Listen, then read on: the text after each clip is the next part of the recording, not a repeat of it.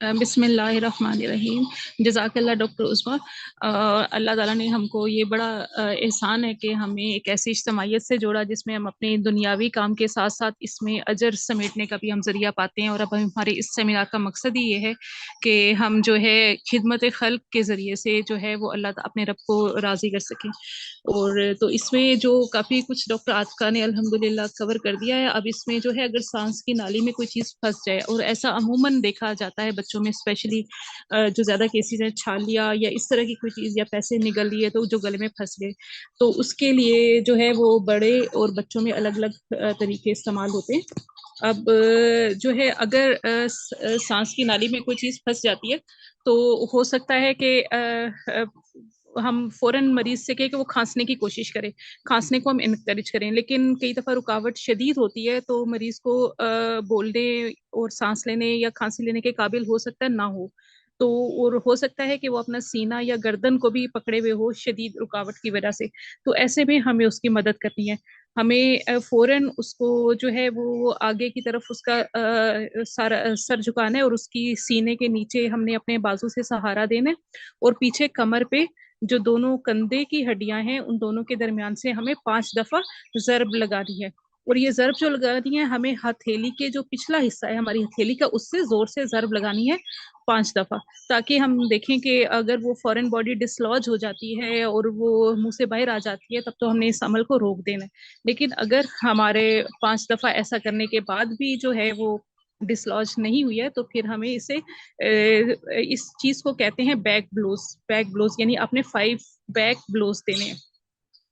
और अगर देखें जैसे आपको स्क्रीन शेयरिंग पे नजर आ रहा है, सबसे ऊपर वाली जो लाइन है यानी इमरजेंसी सर्विसेज, यानी आपको जो है इमरजेंसी सर्विसेज को फौरन आपने कॉल करनी है। और उसके साथ ही आपने पहली तस्वीर में जो दरमियान वाला पोर्शन है उसमें जो ऊपर वाली तस्वीर है उसमें देखें कि उन्होंने मरीज को आगे झुकाया हुआ है, उसको अपने बाजू से सहारा दिया हुआ है दरमियान वाली उसमें।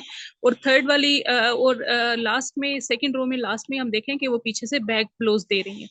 ठीक है, फिर हम सेकेंड वाली रो में ही हम दोबारा देखते हैं कि अगर ये 5 दफा ब्लोज देने के बाद ये सक्सेसफुल नहीं होता तो हमने दोनों बाजुओं का हिसार जो है वो सीने और पेट के दरमियान वाले हिस्से पे बनाना है उसके, और अपने दोनों हाथ जो है ना हथेलियों को आपस में एक दूसरे से बांध लेना है। और फिर उसको मरीज को जो है उसका, लेकिन ये रखना है कि उसका सर थोड़ा सा आगे की तरफ झुकाओ। फिर हमने सीने और पेट के दरमियान अपने दोनों बाजुओं से जोर से दबाव देना है, और हमारे दबाव की डायरेक्शन ऊपर की तरफ और अंदर की तरफ और ऊपर की तरफ हो। और इस अमल को भी हमने 5 दफा दोहराना है यहाँ तक कि फॉरेन बॉडी जो भी उसके गले में है वो डिसलॉज हो जाए और मुंह से बाहर आ जाए। तो अगर ये भी सक्सेसफुल नहीं होता, 5 दफा ऐसे करने से भी सक्सेसफुल नहीं होता, तो फिर हमने इसको कहते हैं कि चेस्ट थ्रस्ट्स, अपवर्ड्स एंड इनवर्ड्स थ्रस्ट्स। और फिर हमने वापस 5, जो थर्ड लाइन हम देखते हैं कि वापस रिपीट जो है वो 5 बैक ब्लोज रिपीट कर रही है, वापस उसको झुका के रिपीट करने हैं हमने बैक ब्लोज। और अगर फिर भी ये सक्सेसफुल नहीं होते तो दोबारा हमने अपवर्ड एंड इनवर्ड थ्रस्ट जो है हमने एब्डोमेन और चेस्ट के दरमियान अपने बाजुओं से वो देने हैं। ये हमें प्रोसेस रिपीट करते रहना है जब तक कि फॉरेन बॉडी डिसलॉज नहीं हो जाती। और अगर इस दौरान पेशेंट अनकॉन्शियस हो जाता है या सांस लेना छोड़ जाता है तो फिर हमें सीपीआर फौरन शुरू करना है। तो हमें ये रिपीट करना है प्रोसेस। और अगर जो है बच्चा हो, जैसे ये हमने देखा है कि ये बच्चा है तो इसमें तस्वीर के मुताबिक जो है हमने बच्चे को अपने बाजू पे सहारा देना है। हमने देखा है कि एक जो है बाजू पे अपने अपने बच्चा लिटा लेना है और हाथ से उसके मुंह को सहारा देना है। और लेकिन ये इस बात का ख्याल रखना है कि उसका सर नीचे हो और उसकी चेस्ट ऊपर हो। फिर हमने उसको 5 बैक ब्लोज देने हैं जैसे हमने पीछे उसमें किया था, लेकिन इसमें बच्चे को हम अपने हाथ पे लिटा के 5 बैक ब्लोज दे रहे हैं। और वो देखिए आप बिल्कुल हाथ की हील से, यानी बिल्कुल हथेली के पिछले हिस्से से वो बैक ब्लोज दे रहे हैं। और इस ताकि फॉरेन बॉडी डिसलॉज हो जाए। अब एडल्ट्स जो है कोई फॉरेन बॉडी डिसलॉज हो जाए वो तो मुंह से निकाल देते हैं, लेकिन बच्चे नहीं निकालते। तो हमें उनके 5 बैक ब्लोज देने के बाद उनके मुंह को देखना है कि फॉरेन बॉडी अगर हमें कोई नजर आ रही है तो हमें उनको निकालना है। अगर ये सक्सेसफुल नहीं हुआ तो जो अपवर्ड एंड इनवर्ड थ्रस्ट थी एडल्ट्स में, उसकी जगह पे हमने बच्चे को सीधा टेबल पे किसी भी या फर्श पे या किसी भी सख्त जगह पे लिटाना है। और उसके बाद उसके जो सीने की हड्डी है, दरमियान वाला पोर्शन है उसके सीने की हड्डी का, उसको 3 उंगलियों से अंदर की तरफ धक्का देना 3 उंगलियों से। और इस अमल को भी हमने 5 दफा करना है, यहाँ तक कि फॉरेन बॉडी डिसलॉज हो जाए, यानी 3 दफा हमने 3 उंगलियों से 5 दफा उसको अंदर की तरफ प्रेशर देना है।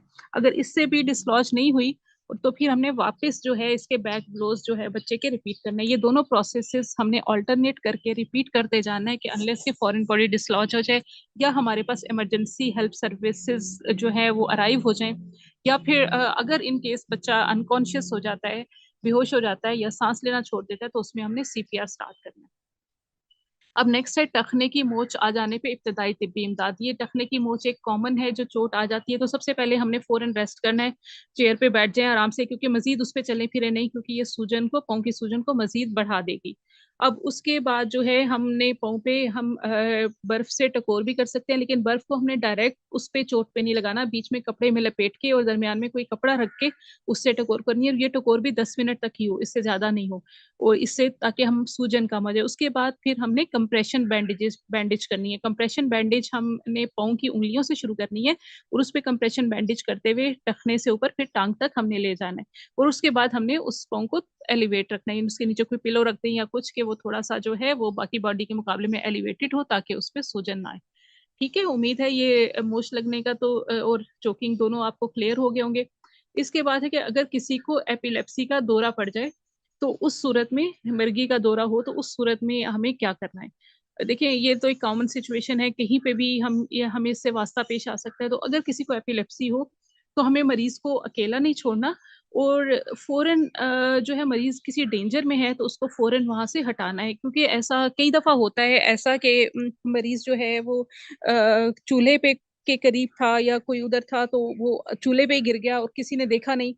और या कई दफा ऐसा होता है बाथरूम में था, नहा रहा था या कुछ ऐसे, तो पानी में गिर गया, जिसकी वजह से उनकी ड्राउनिंग की वजह से कॉम्प्लिकेशंस हो गई। तो हमें फौरन देखना है कि पानी या डेंजर या किसी भी ऐसी चीज के पास, आग या कोई ऐसी चीज है, फौरन मरीज को वहां से हटाना है और उसको करवट दिलानी है। ये बहुत इंपॉर्टेंट है करवट दिलाना। ये अगर हम करवट नहीं दिलाते ना, तो जो फिट के दौरान जो है उसकी सेक्रीशंस जो निकल रही होती हैं, वो सब वो एस्पिरेट कर सकता है। तो करवट ना दिलाना एक फिट्स होते वाले बच्चे को ये जानलेवा साबित हो सकता है। तो ये इंपॉर्टेंट है कि इमीडिएट हमने उसको डेंजर वाली जगह से रिमूव करना है, कोई भी डेंजर है, पानी है, कुछ भी है, उससे हटाना है और उसको करवट दिलानी है, जब तक कि उसका फिट जो है वो रुक ना जाए। और उस दौरान सर के नीचे आप कोई तकिया रख दें या कोई नरम चीज रख दें, क्योंकि जरा फिट्स में वो पूरी बॉडी वो जमीन से रगड़ रहा है, तो सर पे और ऐसे उसको जख्म या चोट आ सकती है। और हमने टाइम जरूर देखना है, जैसे ही हमने सिचुएशन देखी फौरन टाइम जरूर देखना है। अगर 5 मिनट से ज्यादा हो गया अभी तक उसका फिट नहीं रुका, तो हमने फौरन इमरजेंसी सर्विसेज को कॉल करनी है। और अगर एक दफा फिट रुकने के बाद दोबारा उसको फिट स्टार्ट हो गया, तो भी हमने इमरजेंसी सर्विसेज को कॉल करनी है। और अगर ये बच्चा कॉन्शियस हो गया, 5 मिनट के बाद कॉन्शियस हो गया है, लेकिन उससे पहली दफा ऐसा हुआ है, पहले कभी ऐसा नहीं हुआ था, तो भी हमने इमरजेंसी सर्विसेज को कॉल करनी है। और और दौरे को रोकने की कोशिश नहीं करनी है, यानी फिट हो रहा है तो हमने उसको जबरदस्ती रोकने की कोशिश नहीं करनी। और ये बहुत इंपॉर्टेंट है कि मुंह में कोई चीज नहीं डालनी, ना उसे पानी पिलाना है, ना कुछ और मुंह में डालना है, क्योंकि वो होश में नहीं है और वो बिल्कुल एस्पिरेट करेगा जो भी हम मुंह में डालेंगे। तो ये बड़ा डेंजरस है कि आप मुंह में कुछ डालने की कोशिश करें। अब नेक्स्ट जो है हमारा कैरोसिन ऑयल पॉइजनिंग, कि अगर वो मिट्टी का तेल पी ले बच्चा, और ये कॉमन है और ये बहुत इंपॉर्टेंट है, हम लोग अक्सर उसमें बात करते हैं कि आप प्लीज घर में मिट्टी का तेल कोल्ड ड्रिंक्स, पेप्सी या 7 अप की बोतलों में ना रखें। सबसे ज्यादा यही रिस्क होता है कि उसको 7 अप खोल के बड़ा भी पी सकता है और बच्चा भी पी सकता है। तो और इसी वजह से ज्यादा हमारे पास केसेस आते हैं। तो अगर कुछ ऐसा हमारे पास है कि कैरोसिन ऑयल या मिट्टी का तेल किसी ने पी लिया, तो फौरी तौर पर हमने इमरजेंसी मेडिकल सर्विसेज को कॉल करनी है। और उसके बाद बच्चे को अगर उसके जगह पे जहाँ पे वो बैठा हुआ है आसपास मिट्टी का तेल गिरा हुआ है, तो हमने फौरन बच्चे को वहां से उठाना है। और अगर बच्चे के कपड़ों पे मिट्टी का तेल लगा हुआ है, तो फौरन उसके कपड़े वो उतार दें, क्योंकि स्किन एब्जॉर्प्शन भी मिट्टी के तेल की होती है। तो हमें फौरन उसके कपड़े हटाने हैं और कपड़े चेंज कराने हैं। और अगर जिस्म पे कहीं पे लगा हुआ है, तो फौरन उसको वॉश करना है, साबुन और पानी से उसको वॉश करना है। और बच्चे को हवादार जगह पे बिठाना है, ताकि अच्छी तरह जो है वो खुली हवा में सांस ले। और इसमें ये है कि फौरन आप बच्चे को पानी पिला दें, लेकिन ना हमने वॉमिटिंग इंड्यूस नहीं करनी है, हमने उल्टी कराने की कोशिश नहीं करनी है, क्योंकि मिट्टी का तेल जो है, जैसे हम उल्टी कराने की कोशिश करेंगे, मज़ीद उसके जो बुखारात हैं वो सांस की नली में जाएँगे, जो मज़ीद पेचीदगी के बायस बनेंगे। तो इसलिए हमने इसमें वॉमिटिंग कराने की कोशिश नहीं करनी है और जो है जब तक कि हमारे पास इमरजेंसी सर्विसेज़ जो है हमारे पास आ जाती हैं। फिर इसके बाद है कि साँप के काटने का हमने क्या फर्स्ट एड करनी है।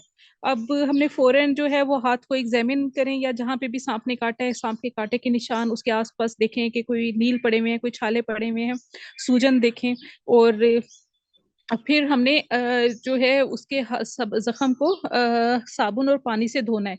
अच्छी तरह उसको साबुन और पानी से धो लें और फिर उस इसके बाद जो है आपने उसकी अंगूठियाँ या चूड़ियाँ या कोई ऐसी चीज़ पहनी है तो वो फ़ौरन उतार दें क्योंकि साँप के काटने के थोड़ी देर बाद ये सूजन शुरू हो जाती है तो उसकी वज़ह से ये चीज़ें उसके बाजू में या उँगलियों में फँस सकती हैं, तो वो फ़ौरन हम रिमूव कर दें और इमरजेंसी मेडिकल सर्विसेज़ को फ़ौरन इत्तला दें और कुछ क्योंकि सांपों के काटने के बाद एंटी वेनम की ज़रूरत होती है और फिर उसके बाद सूजन जहाँ तक है वहाँ पे हम निशान टाइम के साथ निशान लगा दें कि इस इतने टाइम पे यहाँ तक सूजन थी, बाद में अगर वो बढ़ रही है तो मज़ीद हम निशानात लगा सकते हैं। अब इसमें साँप के काटने में कुछ करने के काम है और कुछ ना करने के काम है। जो हमने नहीं करना साँप को हाथ नहीं लगाना। ज़्यादा से ज़्यादा अगर साँप मारा जा चुका है तो हम उसकी पिक्चर ले सकते हैं या उसको कपड़े में लपेट के मेडिकल डॉक्टर के पास लेके जा सकते हैं ताकि वो पहचान सके कि इसके लिए किस किस्म के इलाज की ज़रूरत है। लेकिन साँप को हाथ में लेने की कोशिश ना करें, यहाँ तक कि अगर कपड़े में लपेटा हुआ साँप भी है, उसे खोलने की कोशिश ना करें और साँप के ज़हरीले हिस्से को हाथ ना लगाएँ, ख़ास तौर पर उसका सर वाला हिस्सा या फुन वाला हिस्सा है ना, उसको हाथ नहीं लगाना क्योंकि वो ज़हरीला है। और फिर हमने इमरजेंसी मेडिकल सर्विसेज़ में कॉल करने के लिए या वहाँ पे जाने के लिए अलामात के शुरू होने का इंतज़ार नहीं करना क्योंकि साँप जो है वो हमें नहीं पता कि वो डेंजरस था या नॉन पॉइज़नस था और हर साँप के काटने पे एंटी स्नेक वेनम दी जाती है, तो इसलिए फ़ौरन इमरजेंसी मेडिकल सर्विसेज़ में लेके जाना है ताकि उसे एंटी स्नेक वेनम दी जा सके। और जो चीज़ हमने नहीं करनी जो हम पहले हम ये हमारा ख़्याल था कि किए जाते हैं कि ज़ख्म को चाकू से नहीं काटना और ज़ख्म को जो है ज़हर को चूसने की कोशिश नहीं करनी है और ज़ख्म पे बर्फ़ नहीं लगानी है, बस उसको जो है पानी और साबुन से धोना है और उस पे टॉर्निकेट नहीं बाँधना क्योंकि टॉर्निकेट बाँधने से मज़ीद उस पे जो है स्वेलिंग और उसके ब्लड सप्लाई मुतासिर होने की वज़ह से ज़ख्म मज़ीद बिगड़ने का अंदेशा है। तो हमने ज़ख्म के साथ कोई छेड़छाड़ नहीं करनी, सिर्फ़ और साबुन और पानी से धोना है। और दर्द वाली दवाइयों का इस्तेमाल नहीं करना, क्योंकि दर्द वाली दवाइयाँ एस्पिरिन, ब्रूफिन और ये चीज़ें जो है ना, ये फ़र्दर कुछ साँप जो है वो खून को सफ़ेद खून खुलियात को ख़त्म करते हैं, जिसकी वज़ह से खून बह सकता है। तो ये दवाइयाँ जो हैं, ये भी जो है खून बहने के अमल को मज़ीद बढ़ा सकती हैं। तो इस वज़ह से दर्दकश दवाइयाँ इस्तेमाल नहीं करनी और उस ज़ख़्म पे कोई झटका बिजली का या कोई ऐसी चीज़ नहीं लगानी और इन सारे इमरजेंसी मेजर्स के दौरान हमने खुद पुरसुकून रहना है क्योंकि अगर हम खुद पुरसुकून नहीं रहेंगे तो हम किसी भी मरीज़ की किसी तरीके से हेल्प नहीं कर सकते। जज़ाकल्लाह आगे समरी है जो हम तकरीबन कर चुके हैं।